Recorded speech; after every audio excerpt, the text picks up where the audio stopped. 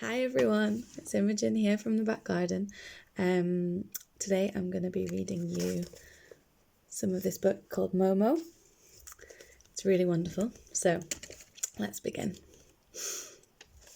Chapter 1, Momo, the Amphitheater. Long, long ago, when people spoke languages quite different from our own, many fine, big cities already existed in the sunny lands of the world. There were towering palaces inhabited by kings and emperors. There were broad streets, narrow alleyways, and winding lanes. There were sumptuous temples filled with idols of gold and marble. There were busy markets selling wares from all over the world, and there were handsome, spacious squares where people gathered to discuss the latest news and make speeches or listen to them. Last but not least, there were theatres, or more properly, amphitheatres. An amphitheatre resembled a modern circus, except that it was built entirely of stone. Seats for spectators were arranged in tiers, one above the other, seats like steps lining the crater of a man-made volcano. Many such buildings were circular, others semicircular, and others ovals. Some amphitheatres were as big as football stadiums. Others could hold no more than a few hundred people. Some were resplendent with columns and statues, others plain and unadorned. Having no roofs, amphitheatres were open to the sky. This is why, in the more luxurious ones, spectators were shielded from the heat of the sun or from sudden downpours by gold-embroidered awnings suspended above their seats. In simple amphitheatres, mats woven of rushes or straw served the same purpose.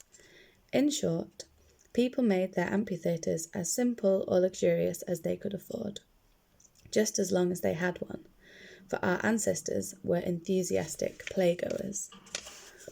Whenever they saw exciting or amusing incidents acted out on stage, they felt as if these make-believe happenings were more real in some mysterious way than their own humdrum lives, and they loved to feast their eyes and ears on this kind of reality.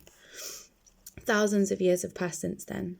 The great cities of long ago lie in ruins, together with their temples and palaces. Wind and rain, heat and cold have worn away and eaten into the stonework. Ruins are all that remain of the amphitheatres too. Crickets now inhabit their crumbling walls, singing a monotonous song that sounds like the earth breathing in its sleep. A few of these ancient cities have survived into the present day, however. Life there is changed, of course. People ride around in cars and buses, have telephones and electric lights. But here and there, among the modern buildings, one can still find a column or two, an archway, a stretch of wall, or even an amphitheatre dating from olden times. It was in a city of this kind that the story of Momo took place. On the southern outskirts of the city, where the fields began and the houses became shabbier and more tumble-down, the ruins of a small amphitheatre lay hidden in a clump of pine trees. It had never been a grand place, even in the old days, just a place for entertainment for poor folk. When Momo arrived on the scene, the ruined amphitheatre had been almost forgotten. Its existence was known to a few professors of archaeology, but they took no further interest in it, because there was nothing more to be unearthed there.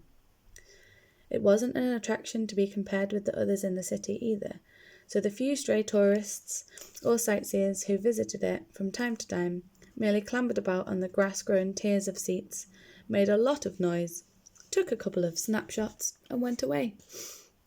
Then silence returned to the stone arena, and the crickets started on the next verse of their intermitable, unchanging song. The strange round building was really known only to those folk who lived in the immediate neighbourhood. They grazed their goats there, their children played ball on what once had been the central stage, and sweethearts could sometimes meet there in the evenings. One day, however, word went around that someone had moved into the ruins. It was a child. A girl, most likely, though it's hard to say because she wore such funny clothes. The newcomer's name was Momo. Aside from being rather odd, Momo's personal appearance might well have shocked anyone who set store by looking clean and tidy. She was so small and thin that with the best will in the world, no one could have told her age.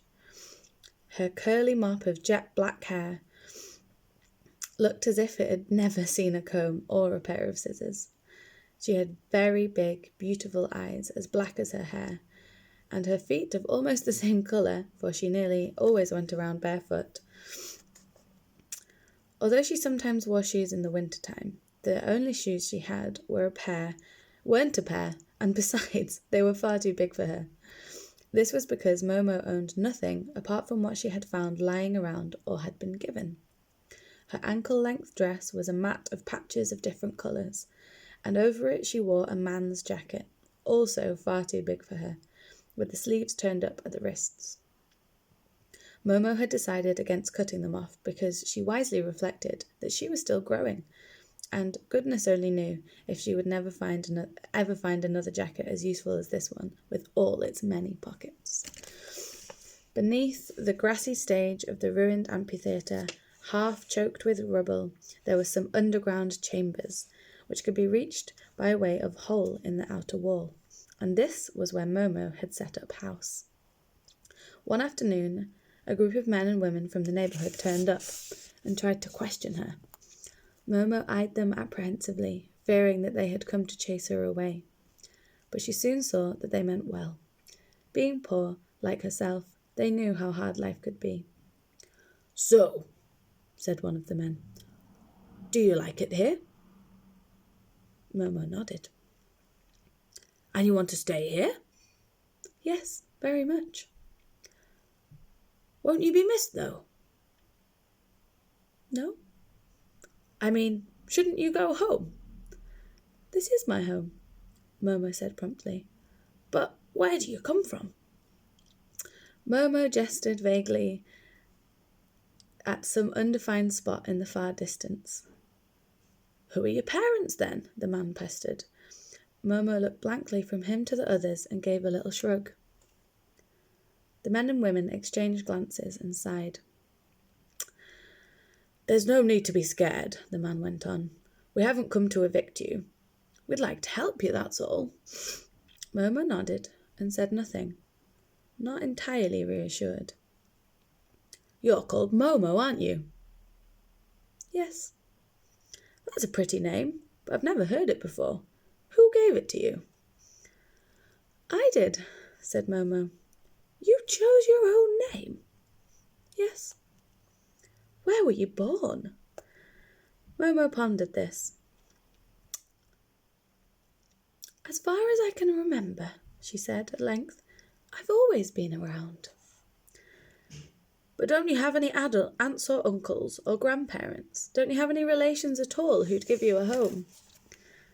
Momo just looked at the man in silence for a while, and then she murmured, "This is my home. Here." "That's all very well," said the man, "but you're only a kid. How old are you, really?" Momo hesitated. 100, she said. They all laughed because they thought she was joking. "No, seriously, how old are you?" 102, Momo replied, still more hesitantly. It was some time before the others realised she had picked up a few numbers but had no precise idea of their meaning, because no one had ever taught her to count. "Listen," said the man, after conferring with the others, "would you mind if we told the police you were here? Then you'd be put in a children's home, where they'd feed you and give you a proper bed and teach you reading and writing and all sorts of other things. How does that appeal to you?" Momo gazed at him in horror. "No," she said in a low voice. "I've already been in one of those places. There were other children there too, and bars over the windows. We were beaten every day for no good reason. It was awful. One night I climbed the wall and ran away. I wouldn't want to go back there." "I can understand that," said the man, nodding, and the others could understand and nodded too. "Very will, said one of the women. But you're still so little, someone has to take care of you. Momo looked relieved. I can take care of myself. Can you really? Said the woman. Momo didn't answer at once. Then she said softly, I don't need much. Again the others exchanged glances and sighs. Know something, Momo, said the